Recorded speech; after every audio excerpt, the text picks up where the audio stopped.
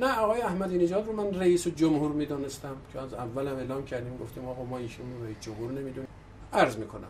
و نه آقای روحانی رو رئیس جمهور میدونم، چون آقای روحانی هم گزینه شده یک سیستم استصوابی است که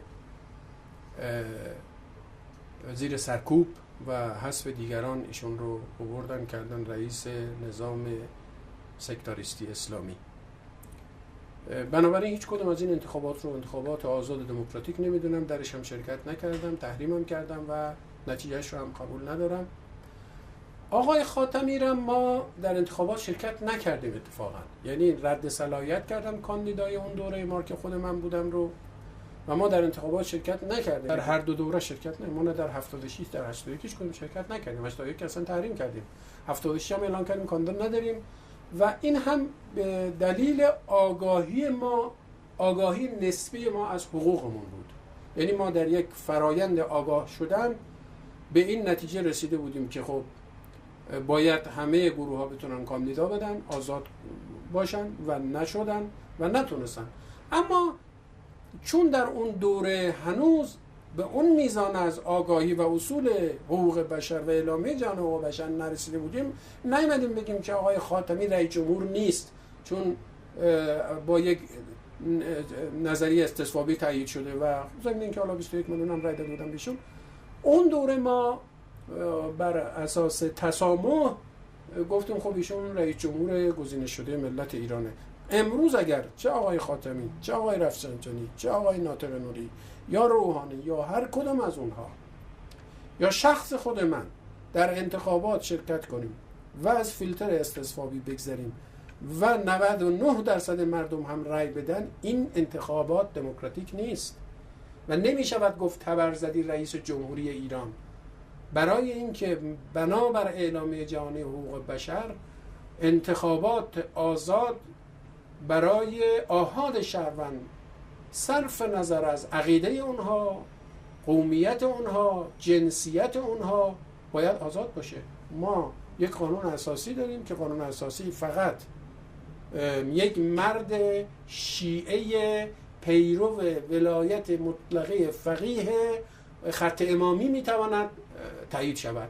این همش در واقع تبعیض و ظلمه و بنابراین اصل اینا رو که من رئیس جمهور نمیدونم. به نظر من آقای احمدی نژاد یکی از بدترین دوران ریاست جمهوری اسلامی بود. در این 8 سال گذشته روابط خارجه رو برهم زد، دنیا رو علیه منافع ملی بسیج کرد. البته ایشون به حمایت از آقای با حمایت خامنه‌ای و سپاه پاسدار روی کار آمد و مقصر اصلی شخص خامنه‌ای و سپاه پاسدار احمدی نژاد در حوزه حقوق ملت هم ظلم کرد. ما بدترین دوران رو در زندان ها گذروندیم، دوباره شکنجهگاه ها رو به راه انداختن. من خودم در این دوره بازجویی اخیر حتی کتک خوردم، تهمت به من، توهین به من کردن. 2-3 ماه در انفرادی بودم، بسیار بدتر از دوره قبل بود. البته به دوره 78 به قبل نمیرسید، شکنجهگاه توحید خیلی بدتر بود دوره اول آقای خاتمی، اما دوره احمدی نژاد بسیار سیاه بود. فکر میکنم که در دوره آقای روحانی یه مقداری این مسائل بهبود پیدا میکنه، اما در سیاست خارجی و در سیاست داخلی اتفاق مهمی نخواهد افتاد، برای اینکه رئیس جمهور اصلی رهبر جمهوری اسلامی است، سپاه پاسداران هست. اونا هم اعلان کردن در سیاست خارجه، در سیاست هسته‌ای در واقع هیچ تغییری ایجاد نخواهد شد. ضمن اینکه تأکید دارن باید با دیپلماسی نرم اهداف هسته‌ای پیش بره، دنیا رو در واقع بتونن گول بزنن. یک گشایش هایی که من از اون به تنفس تعبیر کردم ایجاد خواهد شد، اما خدمت شما عرض کنم که هیچ اتفاق مهمی نخواهد افتاد و به نظر من البته جامعه ما خوشبختانه در یک مسیری از آگاهی قرار گرفته که به مرور داره مطالبه میکنه حقوق اساسی خودش رو، حق آزادی بیان، حق آزادی انتخاب، حق داشتن حزب و حق زندگی انسانی و شرافتمندانه داشتن رو، و متوجه شده که در نظام جمهوری اسلامی همه این حقوق سلب شده. یک حکومتی که بسیار بسیار تحملش کمه در مقابل مردم، در مقابل مخالفین. اصولا مخالفین رو به رسمیت نمیشناسه این حکومت. یعنی این حکومت مخالفین رو یا اپوزیسیون رو به عنوان عامل دشمن ضد منافع ملی ضد میکنه، مگر زمانی که انتخابات میخواد بکنه. مثلا شما میبینی اونایی که در خیابون میگیرن میزنن دخترایی رو به عنوان بدحجاب، روز انتخابات تلویزیون‌های جمهوری اسلامی آگراندیسمان میکنن، همونا رو میبرن بولد میکنن و تبلیغ میکنن و میگن که بله اینا اومدن رأی دادن، در واقع چون رأیشون رو نیاز دارن. یا خامنه‌ای تا یک هفته پیش از انتخابات گفتش که هر کسی میاد رأی میده رأیش به جمهوری اسلامیه. وقتی که بهش گزارش کردن که با این وضعیت کسی شرکت نمیکنه و زمین میخورید، اومد گفت خب اگر مخالفید با جمهوری اسلامی هم ولی ایران رو که قبول دارید بیاید رأی بدید. یعنی یک برخورد ابزاری و کاسبکارانه با حقوق اساسی ملت. و این در واقع حکومتی هستش که بر پایه تبعیض، بر پایه سرکوب، بر پایه تضییع کردن حقوق اساسی ملت، بر پایه عقب نگه داشتن ملت ساخته شده. حکومتی است که دنیا داره به سمت پیشرفت و ترقی و مدرنیسم میره، اما این حکومت همواره به سمت عقب داره میره.